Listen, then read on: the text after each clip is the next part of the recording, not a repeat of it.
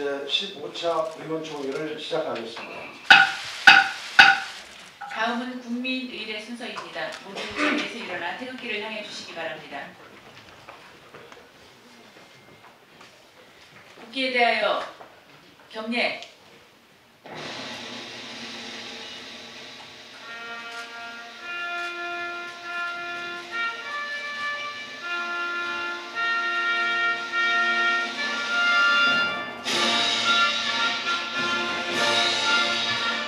나는 자랑스러운 태극기 앞에 자유롭고 정의로운 대한민국의 무궁한 영광을 위하여 충성을 다할 것을 굳게 다짐합니다.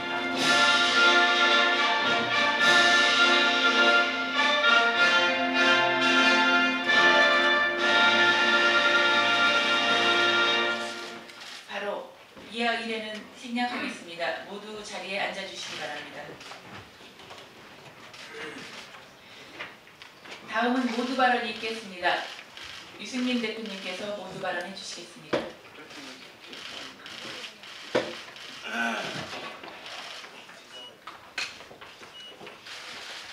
예, 오늘 어버이날입니다. 우리 부모님들 사랑보다 더 큰 사랑이 세상에 없습니다.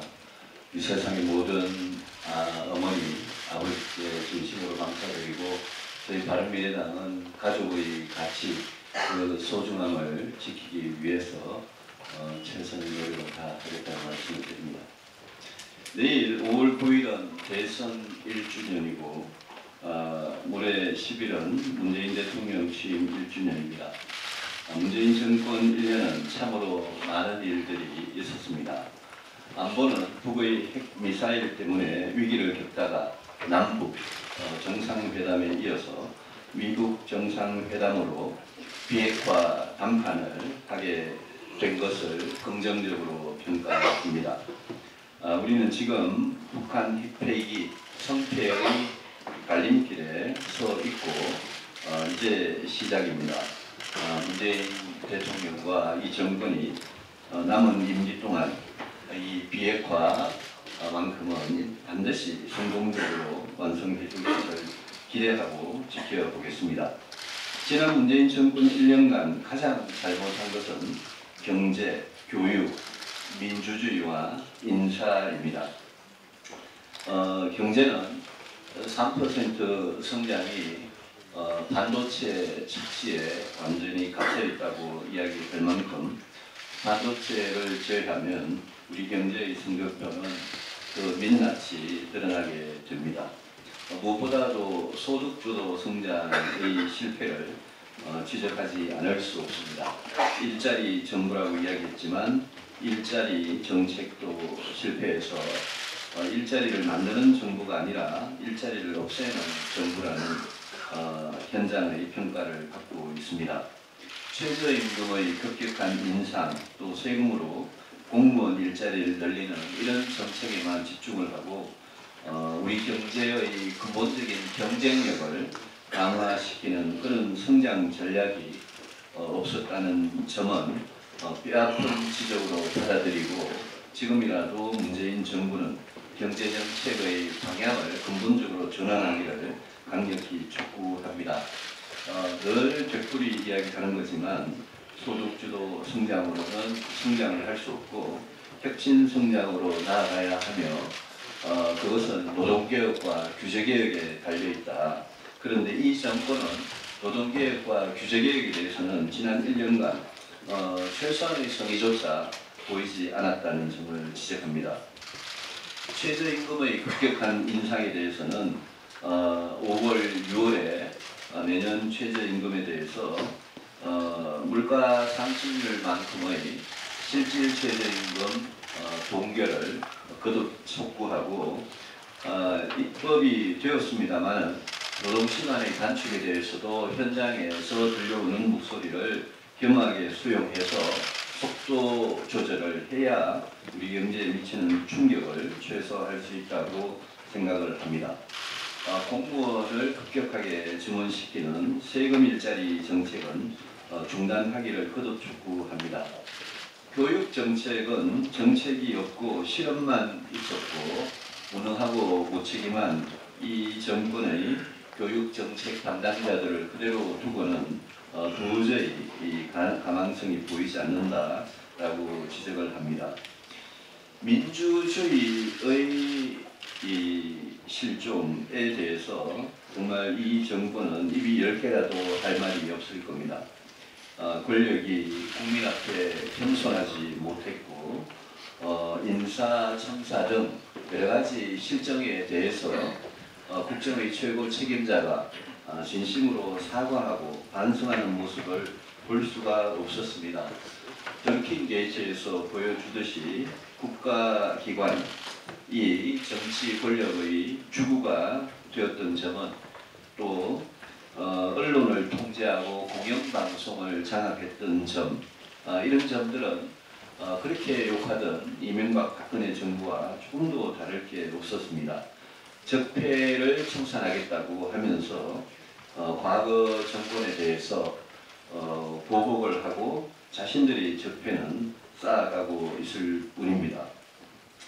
문재인 정부가 별필하면 이야기하는 촛불 민심, 이것은 정말 민주공화국의 핵심 가치라고 할 수 있는 정의와 공정, 또 자유와 평등, 인권과 법치, 그리고 공공선에 봉사하는 그런 정권의 탄생을 기대했는데 과연 문재인 정권이 그런 민주공화국의 핵심 가치에 얼마나 부응하고 있는지 되돌아봐야 할 것입니다. 이 원내대표께서 그동안 협상을 하시느라고 정말 애를 많이 쓰셨고 자유한국당이 지금 천막 농성과 원내대표의 단식 투쟁을 하고 그 와중에 이 폭행을 당하는 그런 안타까운 일까지 있었습니다. 그럼에도 불구하고 지금 이 특검 법안의 제목과 내용을 바꾸려 하면서 이 특검의 통과를 추경이나 방송법이나 남북정상회담 국회 비준 등등 여러 가지 조건을 따라서 특검 수용을 거부하고 사실상 거부하고 있는 이 민주당의 행태에 정말 분노하지 않을 수 없습니다. 국회를 정상화시켜서 정말 민생 법안을 처리하기 위해서 국회를 정상화하기 위해서 더불어민주당은 조건 없이 특검을 수용할 것을 거듭 촉구하고 추경이나 방송법 또 남북정상회담 관련 여러 가지 일들은 국회에서 여야가 진정성을 가지고 논의해서 해법을 마련할 일이라고 생각을 합니다. 저희 바른미래당은 국회 정상화를 위해서 최선의 노력을 다하겠다는 말씀을 드립니다. 다음은 박주선 대표님께서 모두 발언해 주시겠습니다.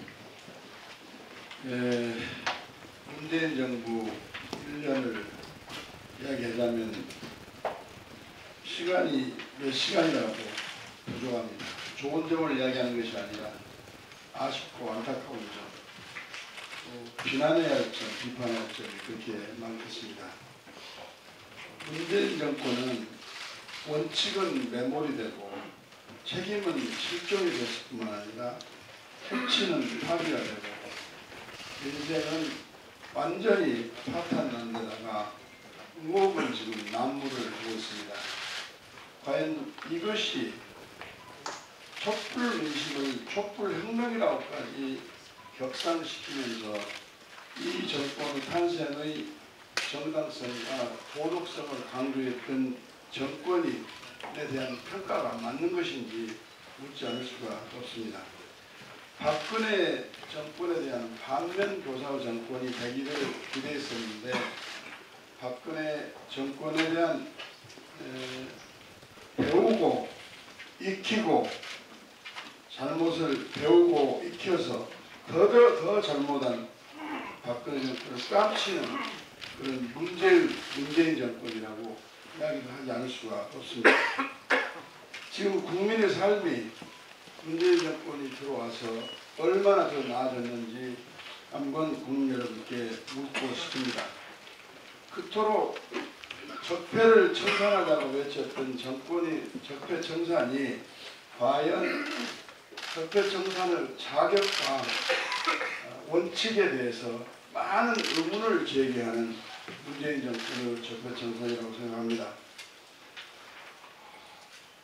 기회는 평등하고 과정은 공정하고 결과는 정의로울 것이라고 하는 대통령 취임사가 민망하기까지 하다고 이야기를 하지 않을 수가 없습니다. 특히나 드루킹 사건과 관련된 특검 요구와 국정조사를 더불어민주당이 거부를 하면서 4, 5월 민생국회를 완전히 망가뜨리고 있습니다. 이것이 책임에 있는 여당의 자세인지 묻지 않을 수가 없습니다. 드루킹 댓글 공작 사건에 대해서 문재인 정권이나 더불어민주당이 당당하고 떳떳하다고 한다면 무엇이 두렵고 무엇이 무서워서 이와 같이 거부를 하고 마지못해서 특검을 수행하면서도 사실상 특검을 거부하는 그 많은 조건을 제시하고 있는지 묻지 않을 수가 없습니다. 이 드루킹 사건에 대해서는 김경수 핵심 의혹의 인물이 특검을 비롯한 어떤 조사도 응하겠다고 이야기를 하고 있고 청와대도 국회에서 합의가 되면 수용하겠다는 자세를 보이고 있고 특히나 이 사건은 더불어민주당이 피해자라고 주장을 하면서 고발까지 했던 사건입니다. 그렇다면 진실을 밝히기 위해서 특검을 하자 하는데 그 거부할 명분과 이유가 전혀 없지 않습니까? 경찰은 수사를 하는 동 마는 동 신용수사를 하고 있고 검찰은 이 신용수사를 시정을 하고 다른 수사를 하도록 수사 지휘권을 행사해야 할 텐데 그것마저 포기를 하고 있습니다. 이런 검찰, 경찰을 믿고 이 드루킹 수사가 제대로 이루어지리라고 생각하는 사람은 아무도 안 계실 겁니다. 특히나 이제 새로운 사실도 드러났다고 합니다. 2만 개의 댓글에 대해서 210만 개의 부정한 클릭을 해가지고 여론을 지난 1월달에 조작을 했다고 하는데 지난 1월달에 특별한 이슈가 없는 평창 동계올림픽 정부 조치에 대해서 이런 비난했을 때 대선 때 얼마나 많은 댓글 조작이 있었겠느냐 여론 왜곡이 있었겠느냐 하는 것은 삼척동자도 알 수 있을 거라고 생각합니다. 이런 문제 덩어리를 의혹을 감추면 감출수록 커질 수밖에 없고 어떠한 명분과 논리로도 특검을 거부하거나 특검의 여당의 도움이 없이 국회가 정상화되기는 어렵다고 저희는 생각하고 있습니다. 오늘은 지금 특검과 관련된 야당의 인내를 시험하고 야당의 대책을 평가하려고 하는 오만한 이 더불어민주당을 어떻게 태도를 바꿔 특검을 받을 수 있도록 할 것인지 우리 당이 특단의 대책을 논의하는 자리입니다. 오늘 여러분께서 기탄 없는 말씀을 좀 하셔가지고 특검 수용을 위한 더불어민주당의 자세의 시정, 전환이 있도록 하고 하루빨리 민생국회가 정상화될 수 있도록 하는데 지혜를 좀 와주십사 하는 말씀을 드립니다. 이상입니다. 다음은 김동철 원내대표께서 모두 발언해 주시겠습니다. 우선 대표님 정보도 없이 그렇게 말씀을 잘하십니까? 얼마나 특검에 한이 맺히셨으면 저렇게 말씀을 잘하시는지 모르겠어요. 지금 국회에 각종 민생 개혁 입법을 하면서 9,600건의 법안이 지금 산적해 있습니다. 그래서 저희 바른미래당은 민주당이 이 드루킹 김경수 게이트 특검에 대해서 수용만 해준다면 정말 국회 정상화를 통해서 지금까지 산적한 이런 모든 현안들을 처리할 각오로 이번 국회에 임하고 있고 그래서 국회 정상화와 특검을 내걸고 있는 것입니다. 그러나 어제 민주당의 우원식 대표가 보여준 행태는 그야말로 정말 개선 장군처럼 들이밀었습니다.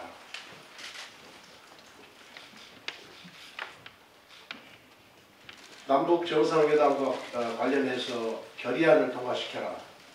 비준 동의안을 처리해라. 정부조직법, 불관리법 처리해라. 그리고 각종 민생입법이야 우리가 민주당보다 더하긴 합니다만은 아무튼 민생입법을 조건으로 내걸고 특검의 명칭, 특검의 추천에 있어서 여당의 거부권을 인정해라. 그리고 특검 처리 시한은 추경과 같이 하느라. 그러니까 정부 추경안이 에 대해서 수정도 못한다는 이야기입니다. 반대는 물론이고 수정하는 순간 추경이 처리가 안 되기 때문에 특검도 못 받겠다는 것이기 때문에 완전히 우리 바른미래당을 포함해서 야당의 항복선언을 요구하는 것과 같습니다. 아니 김경수는 특검보다 더한 조사도 받겠다는 김경수 의원, 국회가 합의하면 수용하겠다는 청와대, 피해자라고 하는 민주당, 그렇게 당당하고 떳떳한 김종수 청와대 민주당,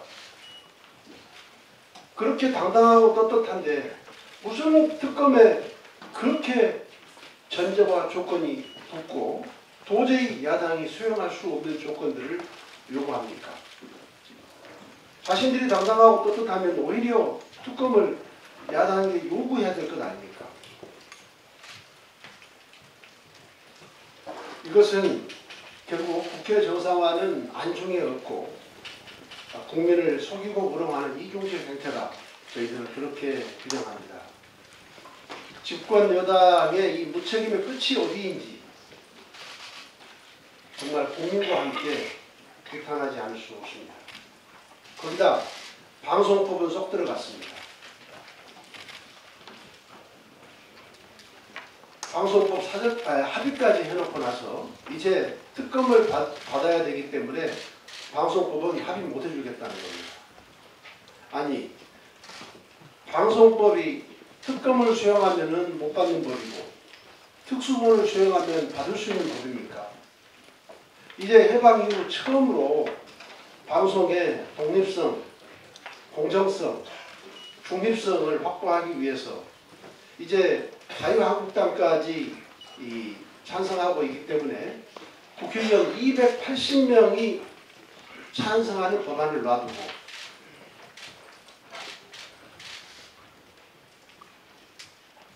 그 말을 180도 뒤집는 민주당의 행태를 보면서 도대체 이런 신이 없는 정당과 앞으로 어떤 협상을 할 수 있겠는지 정말 말문이 막힙니다.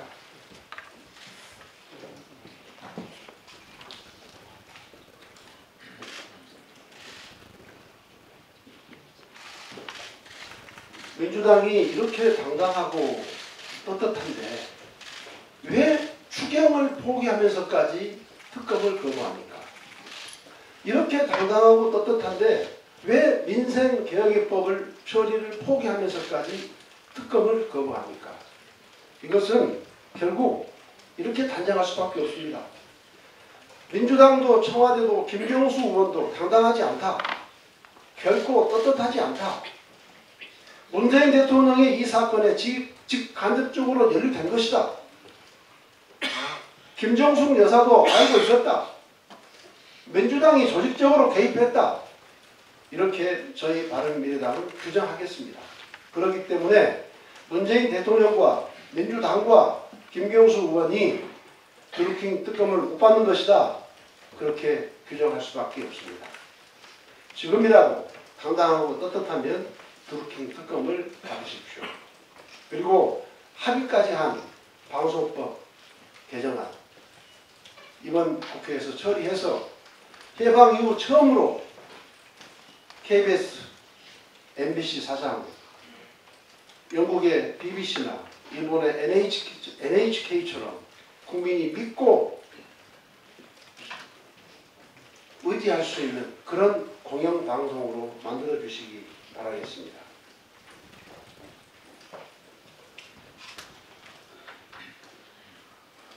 네, 오늘 누차 말씀드렸지만 바른미래당의 기본 입장은 조건 없는 특검 수용 그리고 산적한 국정연한 처리를 위한 국회 정상화입니다. 하지만 민주당이 끝내 국회 정상화와 특검을 거부했기 때문에 오늘 이 자리에서 의원님들의 총의와 결의에 따라 우리의 결연한 의지를 나타낼 수 있는 구체적인 행동에 대해서 말씀해 주시기 바라겠습니다. 다음은 지상욱 정치부의장께서 모두 발언해 주시겠습니다. 바른미래당은 정의로운 나라, 따뜻한 공동체를 추구하는 정신으로 창당되었습니다. 함께 잘 사는 공정한 혁신경제, 다 함께 행복한 복지사회, 정의가 승리하고 인권이 존중받는 대한민국, 법 앞에 평등한 대한민국을 이룩하기 위해서 노력하고 있습니다. 최근 대한항공 일가의 탈법, 범법, 위력적 갑질이 속속 드러나고 있습니다. 지금 수사 중이지만 밀수, 탈세 등의 탈법 행위가 수를 헤아릴 수 없다고 합니다.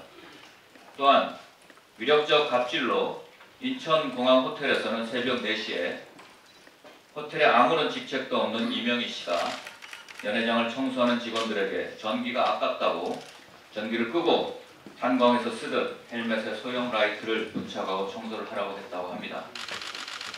제주 제동 목장에서는 직원의 머리를 물통으로 때렸다는 소리까지 들리고 있습니다. 지상직 도착 및 카운터 전직 의원은 2년 동안 제대로 밥 먹은 적이 손가락에 꼽힌다고 합니다. 직원은 노예가 아닙니다. 직원이 행복해야 고객이 행복하다고 하는 미국 사우스웨스트 항공사에 비교하면 참으로 무능하고 불량한 경영 리더십이라고 할 수 있습니다. 정의로운 나라도 아니고 따뜻한 공동체 실현에 장애물이 되고 있는 셈입니다. 공정한 시장 경제를 추구하는 대한민국에서 이제는 사라져야 할 적폐이기도 합니다.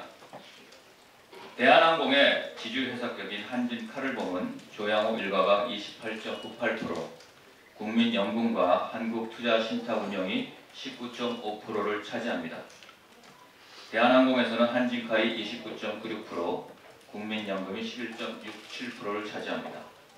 대한항공과 한진칼의 2대 주주인 국민연금이 주주권을 발동해 2대 주주로서 권리 행사에 적극적으로 참여하는 정책을 검토하고 있다고 합니다.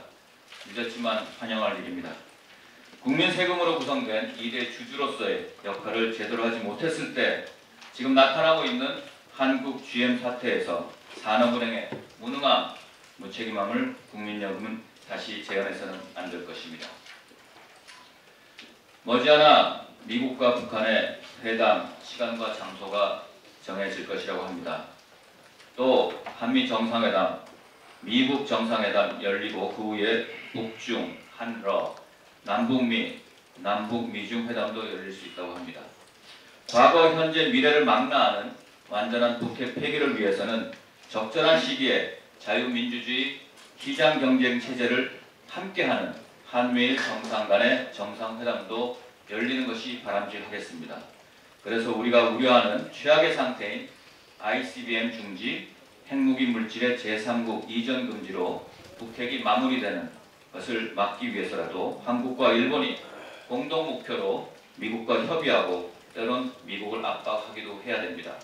이때 재팬 패싱을 우리는 감정적으로 단순히 즐기는 순박함이 우리에게 별로 도움이 되지 않습니다. 문재인 대통령, 트럼프 대통령, 아베 총리는 함께 만나서 시대를 뛰어넘는 북한의 완전한 핵 폐기를 위해 머리를 맞대야 합니다. 마지막으로 한 말씀만 더 드리겠습니다. 얼마 전 청와대에서는 특정 사건의 집행유예를 선고한 정형식 서울고법 부장판사를 파면하라는 국민청원을 대법원에 전달했다고 합니다.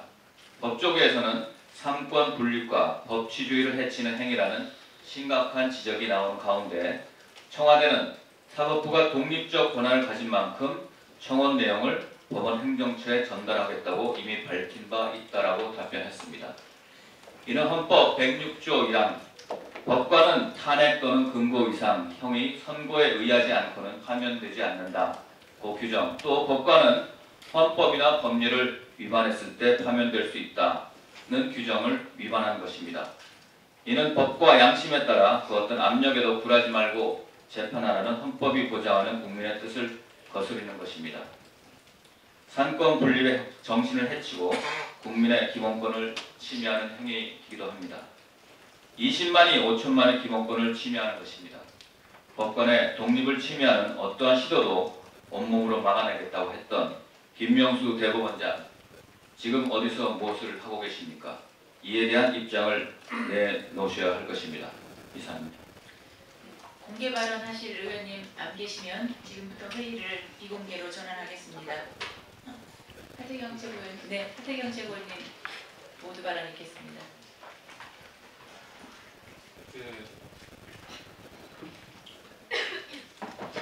두 가지만 말씀드리겠습니다. 민주당이 20개나 되는 조건으로 특검을 지금 막아서고 있는데요. 그 이면에는 드루킹 측에 특검을 가지 않고 대충 기소해 주겠다는 밀약을 했다 하는 드루킹 측 지인으로부터 제보가 있었습니다. 그래서 저희들이 볼 때는 이 드루킹 사건이 단순히 드루킹 정권과 분리된 이런 사건이 아니라 정권의 핵심과 정말 밀접히 연관된 이런 사건이라는 확신을 하게 되고요. 지금 민주당에서는 이제 특검을 사실상 안 받을 거면서 받는 척 하는 식으로 국민들을 속이고 있다 하는 생각이 더욱더 강하게 듭니다. 이 특검을 계속해서 무리한 조건을 내걸고 특검을 거부하면 거부할수록 의혹들은 더욱더 커져갈 것입니다.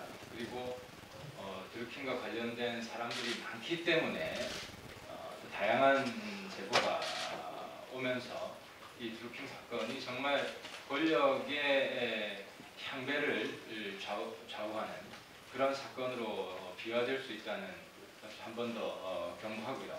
민주당은 즉각 특검을 수용하기를 촉구합니다. 그리고 이낙연 국무총리 요즘 존재감이 별로 없는데 일 좀 하시라고 제가 한 말씀만 드리겠습니다.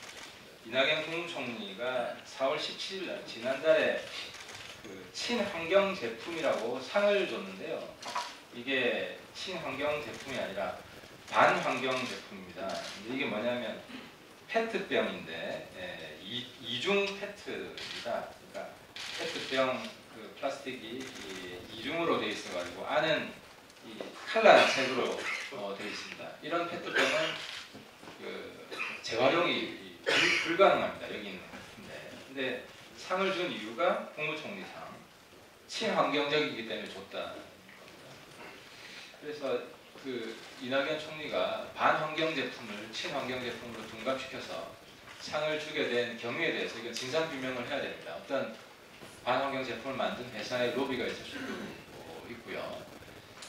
이 상이 올라온 총리 결재까지 올라온 과정에 대해서 진상 규명을 하시고 이낙연 총리는 이 반환경 제품에 대한 수상을 즉각 취소하기 바랍니다. 그리고 추가로 이건 작년에 산업통상부 장관상을 받은 건데 이건 인몰드 제품이라고 오늘 언론에 났습니다. 이것도 재활용이 불가능한 겁니다. 이런 재활용이 불가능한 제품을 계속 친환경상이라고 주고 있습니다. 그래서 이 주무부처가 산업자원부인데 산업자원부의 어떤 정경유착을 의심하지 않을 수 없는 이런 사례들입니다. 이낙연 총리는 이 산업자원부의 반환경 기업과 공무원 간의 유착 관계를 철저히 조사해 주실 것을 촉구를 드립니다.